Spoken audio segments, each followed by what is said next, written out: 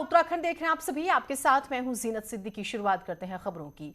कुंभ में corona test घोटाले में हाई कोर्ट में आरोपी कंपनी मैक्स कोऑपरेटिव सर्विसेज की याचिका पर सुनवाई हुई। हाई कोर्ट ने नलवा लैब और मैक्स कोऑपरेटिव सर्विसेज को जांच अधिकारी के सामने पेश होने का आदेश दिया। कोर्ट ने नलवा लैब को 24 जून को और मैक्स कोऑपरेटिव सर्विसेज को 25 जून को जांच अधिकारी के सामने पेश होने के आदेश दिए हैं। कोर्ट ने जांच अधिकारी को आदेश दिया है कि याचिकाकर्ता को सेक्शन 41 सीआरपीसी के नोटिस के बिना गिरफ्तार नहीं किया जा सकता। आरोपी कंपनी मैक्स कॉर्पोरेट सर्विसेज और नलवा लैब ने गिरफ्तारी से बचने के लिए हाईकोर्ट में याचिका दाखिल की थी। याचिका में गिरफ्तारी पर रोक और एफआईआर को निरस्त करने की मांग की गई थी। आज हमारा एज मैक्स कॉर्पोरेट सर्विसेज की तरफ से हमने इसमें सुनवाई हुई थी और बाकी एक और लैब है, उनके भी ओनर हैं, ही ऑल्सो केम, तो उनको भी कोर्ट ने प्रोटेक्शन दिया है। यही पर उनको कल अपीयरेंस के लिए बोला है। गिरफ्तारी पर रोक जरूर लगा दी गई है, लेकिन जांच में सहयोग करना होगा इन्हें, क्योंकि आरोप बहुत गंभीर है। कोविड टेस्ट घोटाला जिसकी हम बात कर रहे हैं, बेहद ही महत्वपूर्ण आज सुनवाई हुई इससे जुड़ी हुई। किस तरह से इन्होंने टेस्ट किए, फर्जी आधार कार्ड और रिपोर्ट्स गलत दी, उसके बाद ये पूरा मामला सामने आया। देहरादून से बड़ी खबर आ रही है। कुंभ में नहीं हुआ कोविड टेस्ट फर्जीवाड़ा। सरकार के प्रवक्ता सुबोध उनियाल का बयान आया है। टेस्ट का फर्जीवाड़ा नोटिफिकेशन से पहले का कुंभ और टेस्ट फर्जीवाड़े को जोड़ना गलत। वो ये बात कह रहे हैं कि फर्जीवाड़ा हुआ ही नहीं। ये एक जो है, आप देखिए कि एक नई बात सामने आई है। आपका कहना है कि जो भी फर्जीवाड़ा हुआ है कुंभ में, ये नोटिफिकेशन से पहले का है सर? जी हाँ, ये जब कुंभ को जब सरकार ने नोटिफाई किया, ये केसेस उसके पहले के हैं और जानबूझ करके कुछ लोग राजनीतिक कारणों से लोगों के अंदर एक भ्रांति फैला करके धार्मिक आधार पर इस तरह की बात करना चाहते हैं कि जैसे कुंभ जैसे धार्मिक त्यौहार से कोविड फैलने का काम हुआ। हकीकत ये है कि ये सारे के सारे केसेस कुंभ के नोटिफिकेशन से पहले के हैं और इसका कोई प्रभाव इस बात से कोई लेना देना नहीं है कि कुंभ में फर्जी आरटीपीसीआर से ये कोविड बढ़ा है। तो देखिए, अब एक बड़ी दिलचस्प सी बात आई है। सुबोध उनियाल जी कह रहे हैं कि ये तो बहुत पहले की बात है, फर्जीवाड़े का जिक्र कर रहे हैं। वैसे 1 से 15 तारीख के बीच का जिक्र हो रहा है। इस दौरान जो है पूरा घोटाला होता है, यानी कि एक फर्जीवाड़ा टेस्ट को लेकर, और इस बीच में 2 शाही स्नान हुए थे और यहाँ पर जल्दबाजी में रिपोर्ट दी गई फर्जी आधार कार्ड के बेसिस पर। आपने मुख्यमंत्री को सुना पिछले दिनों, वो ये कहते नजर आते हैं कि मेरे पदभार ग्रहण करने से पहले का ये स्कैंडल है, यानी कि मेरे शासन में नहीं हुआ। जब उनसे सवाल पूछा गया इस फर्जीवाड़े के बारे में और जांच के बारे में, तो क्या उनकी बात से माने कि हाँ, ये वाकई स्कैंडल हुआ। अब ये मामला फंसता जा रहा है। क्या सरकार अपनी छवि बचाने की कोशिश कर रही है? इस तरह की बात कह के वीरेंद्र बिष्ट हमारे साथ जुड़े हुए नैनीताल से। सबसे पहले आज कोर्ट में क्या हुआ, क्योंकि कोर्ट ने 2 बातें कही कि ठीक है, आप गिरफ्तारी पर रोक लगा दी, लेकिन सहयोग करने की बात वो इन लैब्स को कह रहे हैं। बिल्कुल, अगर देखा जाए तो जिस तरह से दोनों, चाहे वो मैक्स कंपनी हो या फिर नवला लैब हो, वो हाईकोर्ट में इसीलिए आए थे कि वो उनकी गिरफ्तारी पर रोक लगा दी जाए। हालांकि कोर्ट ने साफ तौर पर 2 टूक शब्दों में नावला जो लैब है या फिर जो मैक्स कंपनी है, उनको कह दिया गया है कि आपको जांच अधिकारी के सामने पेश होना होगा। यानी जो नावला लैब है वो कल जांच अधिकारी के सामने पेश होगी और 25 तारीख को मैक्स जो कंपनी है उसको पेश होना होगा। तो कहीं ना कहीं जो कंपनियां हैं वो इसी चक्रव्यूह में फंसती जा रही हैं और जांच में इनको सहयोग करना होगा। हालांकि जिस तरह से कंपनियों ने हाईकोर्ट में आके कहा था कि उनकी गिरफ्तारी पर रोक लगा दी जाए और जो एफआईआर है उसको क्वेश कर दिया जाए, लेकिन कोर्ट उन चीजों पर नहीं गई है। हालांकि एक जो लाल चंदानी लैब है उसकी जो याचिका है उस पर कल सुनवाई होनी है। देखना होगा कि कोर्ट किस तरह का निर्णय इस पर भी देती है। ठीक, उस पर भी हमारी नजर रहेगी। अभी आपने एक स्टेटमेंट भी सुना होगा वीरेंद्र, उसमें जो है सुबोध उनियाल जी कहते नजर आते हैं कि ये तो बहुत पहले का मामला है, वैसे ऐसा कोई स्कैंडल ही नहीं हुआ, कोई फर्जीवाड़ा ही नहीं हुआ है। और एक पिछले दिनों मुख्यमंत्री कहते हैं कि मैंने जब जिम्मेदारी संभाली उससे पहले का ये मामला है। कुछ विरोधाभास नजर नहीं आ रहा?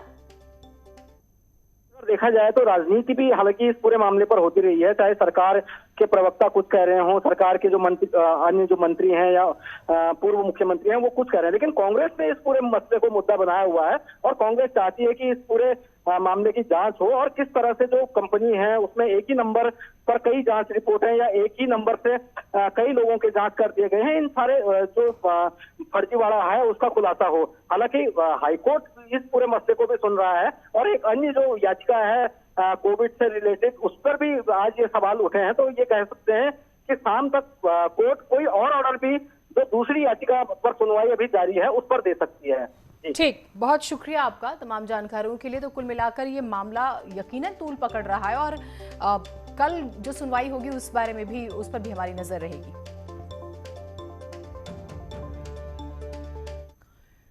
उधर जनसंघ के संस्थापक श्यामा प्रसाद मुखर्जी की पुण्यतिथि पर सीएम तीरथ ने उन्हें देहरादून में श्रद्धांजलि दी।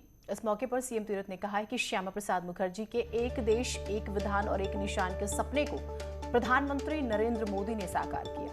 उन्होंने कहा है कि श्यामा प्रसाद मुखर्जी की याद में उनकी जन्मदिवस 6 जुलाई तक पार्टी प्रदेश में कई कार्यक्रम आयोजित करने जा रही है।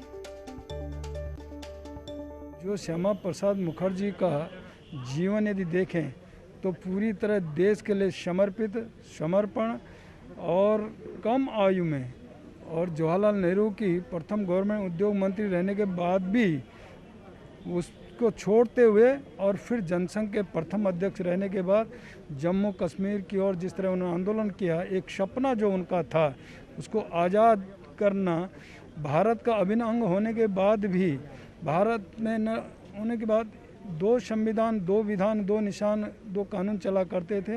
आज प्रधानमंत्री मोदी जी ने वो सपना पूरा किया। गृह मंत्री अमित शाह जी ने सदन के अंदर पास करने का जो काम किया वो सब के सामने जग जाहिर है। तो जम्मू कश्मीर की भी आज जनता अपने को खुशहाली महसूस कर रही है, विकास से जुड़ी है। ऐसा आज श्यामा प्रसाद मुखर्जी के बलिदान के दिवस पर इस प्रकार के कार्यक्रम सब आयोजित हुए। हरिद्वार में एचआरडीए ने आयुर प्लांट अभियान की शुरुआत की है। इस अभियान के तहत पतंजलि योगपीठ के सहयोग से हरिद्वार के हर घर तक औषधीय गुणों वाले पौधे, गिलोय, तुलसी और एलोवेरा के पौधों को पहुंचाने का लक्ष्य रखा गया है। पतंजलि योगपीठ के महामंत्री आचार्य बालकृष्ण और एचआरडीए के सचिव ललित नारायण मिश्र ने 20 सामाजिक संगठनों से जुड़े लोगों को पौधे बांटे हैं। इस दौरान आचार्य बालकृष्ण ने एचआरडीए सचिव के इस अभियान की सराहना की और कहा कि इस अभियान से हरिद्वार हरित द्वार बन जाएगा। जो हरिद्वार हरि का द्वार है, ये हरिद्वार हरित द्वार भी बने, हरा भरा हो, वनस्पतियों से परिपूर्ण हो।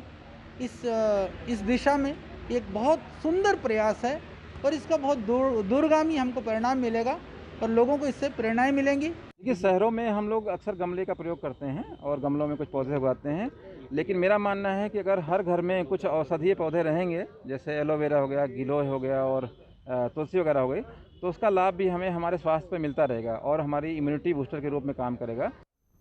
उत्तराखंड के 700 गांव अंधेरे में हैं। बारिश और आपदा से हुए नुकसान की वजह से अभी तक इन गांवों की बिजली आपूर्ति शुरू नहीं हो पाई। हालांकि उत्तराखंड पावर कॉर्पोरेशन लिमिटेड लगातार काम कर रहा है और जल्द से जल्द बिजली बहाल करने की बातें भी हो रही हैं। बारिश तूफान से करीब 2000 गांव में बिजली बंद है। अभी तक जो है हमारे लगभग 2019 गांव जो हैं वो इफेक्ट हुए थे। हाँ, और कल ही जो है हमारे लेटेस्ट वो 706 गांव इफेक्टिव हुए थे। तो जो कल से पहले जितने गांव थे उनकी सप्लाई रिस्टोर कर दी गई है। अभी जो कल इफेक्ट हुए थे उनकी सप्लाई रिस्टोरेशन का वर्क चल रहा है। खबर दिल्ली से आ रही है, जहां कैबिनेट मंत्री बिशन सिंह चुफाल ने उत्तराखंड भवन का निरीक्षण किया है। बताया जा रहा है कि भवन 2022 में बनकर तैयार हो जाएगा। हालांकि भवन निर्माण में लगे इंजीनियर का कहना है कि कोविड की वजह से काम 2 महीने लेट रहा। उत्तराखंड भवन में कुल 52 कमरे होंगे, जिसकी कुल लागत 92 करोड़ के करीब आएगी। तो 2022 में जो है ये बनकर तैयार हो जाएगा। 92 करोड़ की लागत से ये भवन बन रहा है। 52 कमरे हैं। उत्तराखंड भवन का हम जिक्र करें, बाकायदा इसमें एक हॉल होगा, बैठक होगी और हर तरह की फैसिलिटीज जो है इस भवन में लोगों को मिलेंगी। उत्तराखंड के मंत्री विशन कुमार आज दिल्ली दौरे पे हैं और दिल्ली दौरे के दौरान उन्होंने उत्तराखंड भवन का निरीक्षण किया। ये आप देख सकते हैं यहाँ पे ये जो है, यहाँ पे ये इस डिज़ाइन का जो उत्तराखंड भवन है वो बनकर तैयार होने वाला है। मार्च 2022 इसकी डेडलाइन है और इस उत्तराखंड भवन में इस बार ख़ास बात ये होगी क्योंकि ये उत्तराखंड थीम पर बनाया जा रहा है और जिस तरीके से उत्तराखंड में आप उत्तराखंड के जो ट्रेडिशनल जो घर देखते हैं उसी तर्ज पर ये उत्तराखंड भवन बनकर तैयार हो रहा है। ये पीछे देख सकते हैं मंत्री हमारे साथ खुद मौजूद हैं जो यहाँ का निरीक्षण करने के लिए उत्तराखंड भवन पहुँचे थे। उन्हीं से बात करते हैं और जानने की कोशिश करते हैं कि इस बार जो उत्तराखंड भवन बनकर तैयार हो रहा है वो किस तरीके का होगा। सर, किस तरीके का उत्तराखंड भवन इस बार बनकर तैयार हो रहा है जो दिल्ली के लिए अलग सी छाप छोड़ेगा? उत्तराखंड जो ये भवन है ये उत्तराखंड के जो हमारे परंपरागत पहले से जो मकान थे और उस मकानों से हमारी पहचान होती थी, हमारी संस्कृति थी, उसको लेकर मकान को देख के लग जाता है। कहीं भी आपके सीरियल में देखेंगे तो ये उत्तराखंड के लोग हैं, उत्तराखंड के मकान है। उसी तर्ज पर इस भवन का निर्माण किया जा रहा है।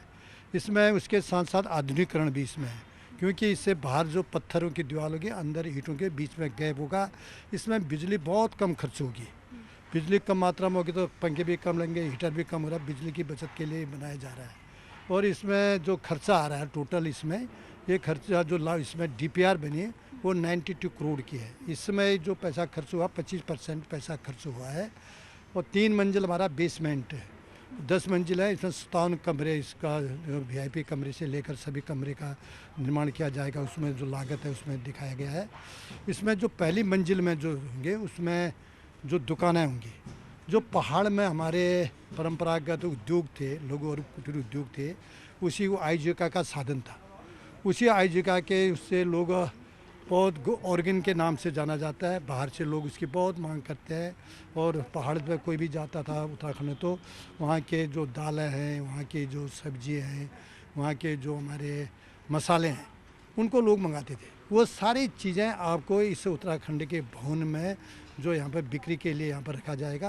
ये थे उत्तराखंड के मंत्री जो यहाँ का निरीक्षण करने के लिए पहुँचे हुए थे, जिनका साफ कहना था कि उत्तराखंड के भवन के साथ साथ जो आत्मनिर्भर उत्तराखंड की जो थीम है उसको ये जो उत्तराखंड भवन है उसका सपना भी ये उत्तराखंड भवन पूरा करेगा। मैं आपको दिखाऊँ यहाँ पे पीछे कि जो उत्तराखंड भवन है इसका कंस्ट्रक्शन अभी चल रहा है। हालाँकि कोविड के कारण इस उत्तराखंड भवन का जो काम है वो 2 महीने पीछे हो गया है। मार्च 2022 में इसका टारगेट था कि मार्च 2022 में इसको हैंडओवर कर दिया जाएगा। हालांकि जो इंजीनियर हैं और जो मंत्री हैं वो ये दावा कर रहे हैं कि मार्च 2022 में इसको हैंडओवर कर दिया जाएगा, लेकिन जिस तरीके से इसका काम चल रहा है आप देख सकते हैं बेसमेंट भी यहाँ पे 3 बनाए जाएंगे और कुल यहाँ पर 57 जो कमरे हैं वो होंगे।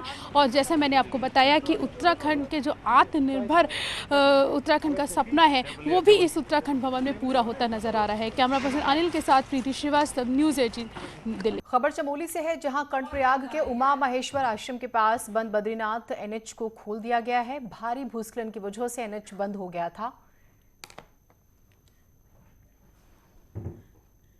जिसे कार्यदायी संस्था ने 26 घंटे बाद खोल दिया और इसके बाद NH पर फंसे लोगों ने राहत की सांस ली और आवाजाही शुरू हो सकी।